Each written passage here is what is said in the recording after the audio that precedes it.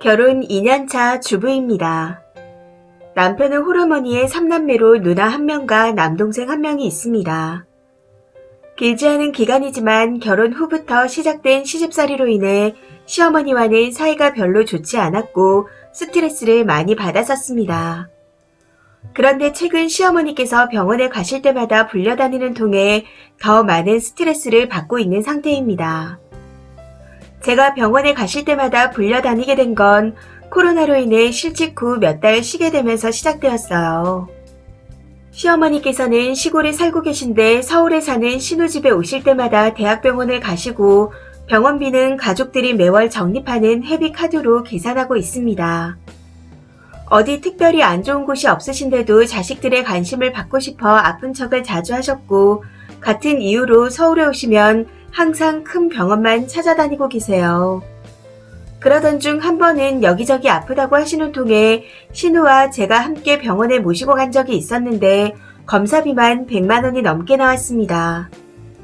결과는 당연히 이상이 없었고 신우는 결과를 듣자마자 옆에서 병원비 아까워 죽겠다고 투덜거리더군요. 그리고 곧 병원비를 계산하는데 자꾸 저한테 눈치를 주는 겁니다. 계산은 안 하고 접수대 앞에서 자꾸 저를 쳐다보면서요. 당시 저는 그러거나 말거나 핸드폰 삼매경에 빠져서 모르는 척 했습니다. 그 후 몇 달이 지나 시어머니를 치과에 모시고 가야 한다며 신우에게서 연락이 왔어요. 본인이 일이 있어 못 갈 것 같다며 시동생이 태워줄 테니 시어머니 집 근처에 있는 치과에 같이 다녀오라고 하더군요. 그러면서 신우 본인은 일이 많이 있으니 앞으로는 시어머니 병원에 무조건 제가 같이 가야 한다고 하는 겁니다. 제가 볼 땐 저희 시어머니 무척이나 건강하세요. 그런데 식구들 앞에서는 항상 다리 아프다고 못 걷는 척을 해대시니 다들 한 명은 꼭 같이 가서 부축을 해드려야 다닐 수 있다고 생각하고 있습니다. 웃긴 건 저랑 둘이 있을 때는 정말 잘 걸어 다니신다는 거죠. 무튼 신우의 연락을 받고 시어머니의 집 근처 치과에 가는 줄 알고 시댁에 갔더니 대학병원 치과로 가는 겁니다. 그리고 치과에 가서 보니 신우이가 먼저 모시고 가서 치료 계획을 다 세워둔 상태였고 제가 모시고 간 날은 치료하고 돈을 내는 날이었습니다. 추가로 앞으로 치료할 게 많았기에 치료가 끝날 때까지 저희 집과 4시간 거리인 시어머니 댁까지 제가 계속 왔다 갔다 해야 했고요. 이런 상황이 너무 기가 차서 시동생에게 단도직입적으로 물었습니다. 병원비 가져왔냐고요. 그랬더니 시동생이 누나가 회비카드도 안 주고 회비카드에 돈도 없다고 하던데요. 하고 말하더군요. 참 어이가 없었습니다. 그래서 그럼 지금 병원비는 어쩔 거예요? 하고 다시 한번 물었더니 대답을 못 하더라고요. 저희 시동생 백수의 신용불량자라 돈 없습니다. 어머님 댁에 내려올 때 타고 온 차도 저희 남편 차고요. 상황이 그렇다 보니 카드도 안 주고 시어머니 모시고 병원에 가라고 하는 건 나한테 병원비를 다 내라는 건가? 하는 생각이 들었습니다. 그런 생각이 들어 먼저 치과 견적을 확인해 봤더니 임플란트를 포함하면 2천만 원이 넘는 치료비가 나오는데 너무 기가 차서 치료 안 하고 그냥 나왔습니다. 저희 시어머니 평소 양치질을 잘 안 하세요. 명절에 내려가면 4일 이상을 시댁에 있다 오는데 이 닦으시는 걸 본 적이 없습니다. 그러니 이가 멀쩡할 리가 있겠나요? 지금 당장 치료를 한다 해도 양치를 안 하시는 분인데 관리가 안 될 게 뻔히 보였기에 2천만 원이나 되는 돈을 써가면서까지 치료를 할 필요가 없을 것 같다는 생각도 들었습니다. 무튼 병원에서 나오면서 시동생에겐 병원비도 없으면서 어떻게 치료할 생각을 했어요. 치아 몇 개 안 남았으니 다 빠지면 틀리 해드려요. 하고 말했고 그렇게 저희는 다시 서울로 올라왔습니다. 그런데 저녁에 시동생에게 신우이가 확인 전화를 했는지 저한테 전화가 왔더군요. 제가 전화를 받자마자 엄마 치과 모시고 가서 치료 안 받았어. 하고 쏘아 붙이는 겁니다. 그래서 저도 아니 남아있는 치아 치료에도 이 안 닦으면 빠질 게 뻔한데 뭐하러 치료해요. 하고 같이 쏘아붙이며 말했는데 중간중간 욱하고 올라와서 막말을 같이 했더니 열받아서 씩씩대더군요. 그래서 그냥 앞으로 시어머니 병원 가실 때 부르지 마라.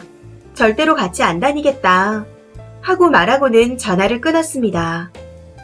여기까지만 보시면 혹시 오해하실 것 같아 몇 자 더 적어보자면 남편과 저는 돈 관리를 각자 하고 있습니다. 아이는 없고요. 지금까지 제가 벌어서 썼지 남편 돈으로 생활한 적 없었고 남편은 씀씀이가 해퍼서 모아놓은 돈도 없습니다. 여태껏 부모님도 각자 챙겼어요. 그리고 저희 남편은 결혼 생활 동안 제 부모님에게 잘한 거 단 하나도 없습니다. 저도 시어머니와 사이가 그다지 좋지 않지만 둘이라고 생각해서 부탁을 들어준 건데 신우란 년은 이렇게 하면 제가 병원비를 낼 거라고 생각했나 봅니다. 나이가 많은 신우이라 항상 예의를 지켰는데 신우가 지금까지 한 걸 생각하니 괘씸해서 통화하면서 막말이 좀 하게 된 것 같아요. 차라리 이혼하고 혼자 사는 게 편하겠다고 생각을 했었는데 그래서인지 막말이 절로 나오더라고요. 항상 저만 보면 돈돈거리시고 뒤에서 제 욕을 하고 반찬 해드리면 다 섞어서 냉장고에 썩을 때까지 놔두셔서 그걸 보게 만드시는 분이 저희 시어머니입니다. 그리고 제가 사다 드리는 건 다 버리시고 환기시킨다고 겨울에 청소할 때 창문을 잠깐 열어놨더니 추운데 문 열어놓고 지랄이야 하며 10원짜리 욕을 하셨던 분이 저희 시어머니세요. 이런 시어머니의 병원비를 제가 낼 이유는 없지 않나요? 신우와 통화 이후 아직 남편에게는 말을 하지 않았는지 조용한 상태입니다. 만약 남편이 이 일로 저에게 한마디라도 한다면 더 이상 참지 않으려고요.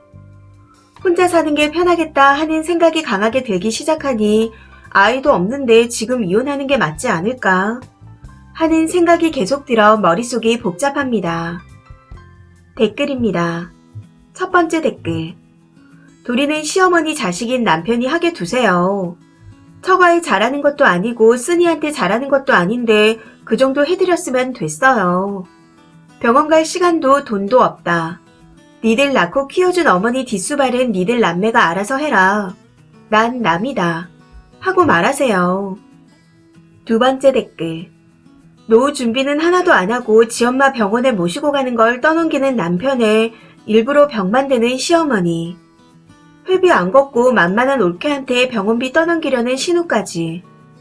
이 결혼을 유지해야 할 이유가 단 한 가지라도 있나요?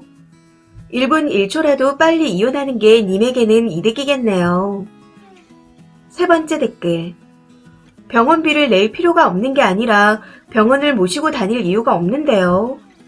저런 거지 같은 집구석에 남편은 개념 없고 생활비도 제대로 안 내고 내 부모에게 잘하는 것도 아니고 애도 없고. 왜 그러고 사십니까? 복잡하게 생각하지 말고 그냥 탈출하세요. 네 번째 댓글. 아주 잘하셨어요. 남편 카드 달라고 해서 이제부터 열심히 시어머니 병원비 대드리세요. 어차피 이혼할 생각도 하고 있으시다면서요. 님 돈 쓰지 마시고 아들 등골 빼먹게 하세요. 지부모 관리도 못하니 돈은 대출을 받든 말든 알아서 하라고 하시고요.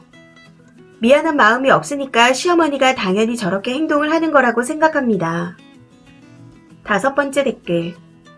지금 직장이 없는데 병원비를 안 준다고요? 그런데 도리는 해야해서 4시간 거리 병원을 다녀와요. 완전 호구네요. 이게 무슨 부부예요? 종년도 밥은 먹여주고 간병인은 일당 받아요. 도대체 그 남자와의 결혼을 유지해야 하는 이유가 뭡니까? 같이 살 이유가 하나도 없는데. 여섯 번째 댓글.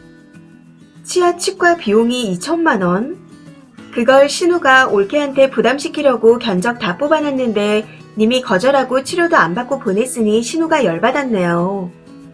아니 20만 원 돈이 나와도 짜증이 나는데 200도 아니고 2천이랑 거금을 내라고 보내다니. 신우가 완전 도둑놈 심보네요. 일곱 번째 댓글. 왜 남의 집 귀한 딸한테 자기 엄마 효도시키고 난리죠? 진짜 낯짝 두껍네요. 남보다 못한 관계인데 돈은 자기 자식들한테 내라고 하시고 쓰니가 말한 것처럼 앞으로는 부른다고 나가지 마세요. 그 시어머니는 진상에 식구들이 다들 능력 없고 돈 못 모으는 꼴을 보니 그 지방가는 연을 끊던가 이혼하고 사시는 게 훨씬 낫겠습니다. 이 사연은 여기까지입니다. 시청해주셔서 감사합니다.